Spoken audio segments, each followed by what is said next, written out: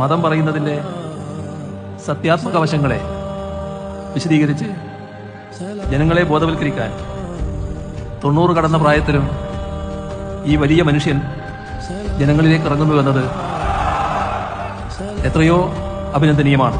അതേതരത്വത്തിൽ തൊട്ട് കളിച്ചാൽ വിട്ടുവീഴ്ചയില്ലാത്ത നിലപാടെടുത്ത് വാക്ക് പറഞ്ഞാൽ വാക്കായി അതിന്റെ കൂടെ നിൽക്കണം. ഈ സാഹോദര്യവും മതത്തിൻ്റെയും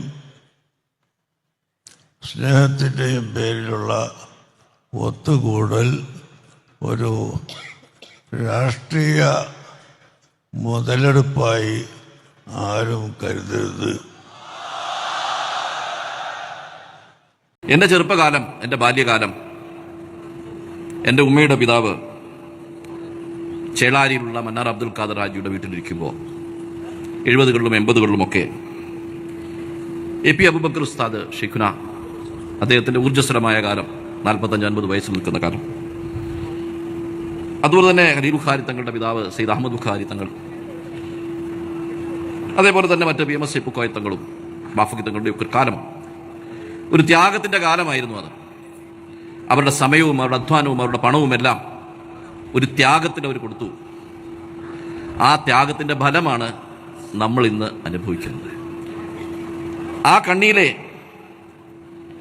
ഒരു നേതാവേ നമ്മുടെ മുമ്പിൽ ഇനി ബാക്കിയുള്ളൂ, അത് ഷെയ്ഖുന എ.പി. അബൂബക്കർ മുസ്ലിയാർ. ഉമ്മത്തിനായി യാത്ര ഇന്നും തുടരുന്നു. റാഹത്തിലായി ആയുരാരോഗ്യം ഏറ്റ് ഉസ്താദവരിൽ അഹദേ തണലേ ഗണേശൈഖവരിൽ